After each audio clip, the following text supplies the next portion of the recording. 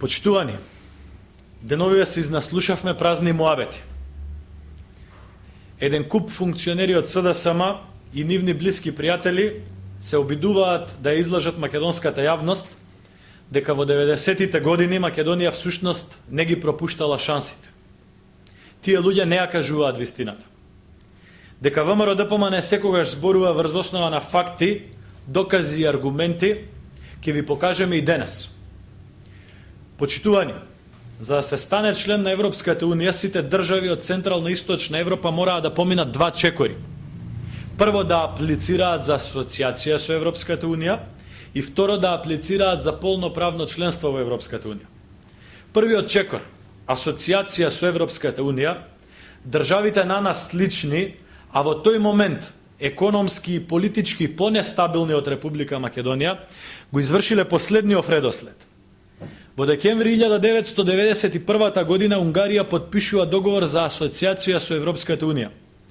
Во истиот месец, на 16 во 1991 година, и Полска потпишува договор за асоциација со Европската Унија.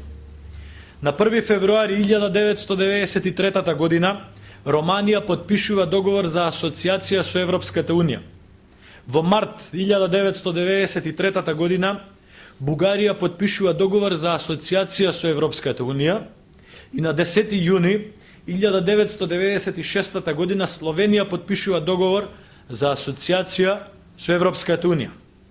Почитувани, во тоа време Република Македонија се занимаваше со шверц на нафта, шверц на цигари, делење на фришопи, криминална приватизација, партизација на судството и партизација на целокупното општество.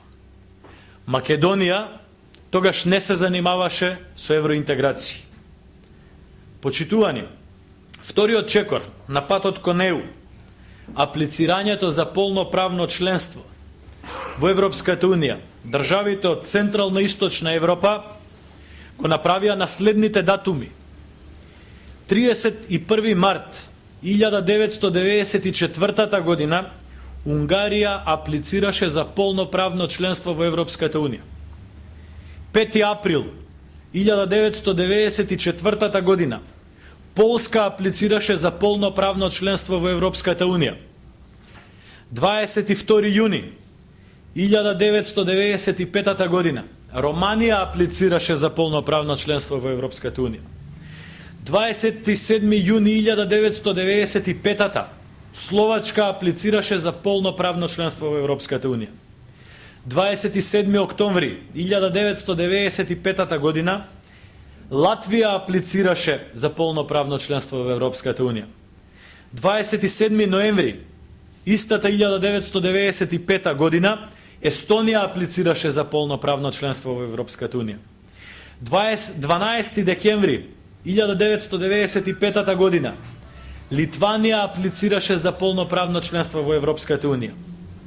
14 декември 1995 година Бугарија аплицираше за полноправно членство во Европската Унија. 17 јануари 1996 Чешка аплицираше за полноправно членство во Европската Унија. 10 јуни 1996 година Словенија аплицираше за полноправно членство во Европската Унија. И во овие датуми ја нема Македонија, поради тоа што во тие години Македонија, предводена од Бранко Црвенковски и Социјалдемократскиот сојуз, не се занимаваше со евроинтеграциите. Македонија се занимаваше со шверцот на нафта, шверцот на цигари, криминална приватизација, партизација на судството, партизација на целокупното општество. Македонија не се занимаваше со евроинтеграција.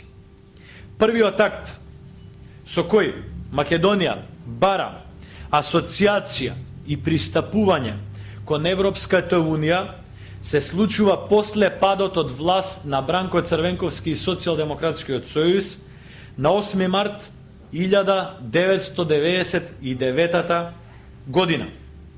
Тогаш Република Македонија, на тогашниот председавач на Европската Унија, господинот Јошка Фишер, тогашен министер за надворешни работи на Сојузна Република Германија, му го предава барањето за асоцијативно членство во Европската Унија.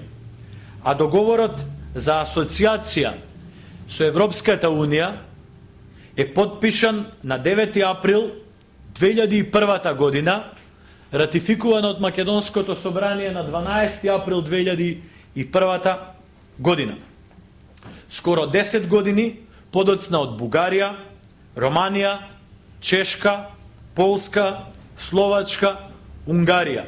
Држави кои беа далеку економски и политички понестабилни од Република Македонија на почетокот на 90-тите години. Ова е доказот дека Македонија ги пропушти 90-тите години.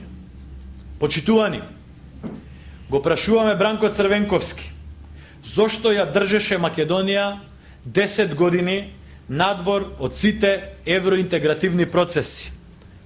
Дали со тоа им овозможуваше на своите олигарси и партиски пајташи приграбување на целокупниот општествен и државен капитал во Република Македонија?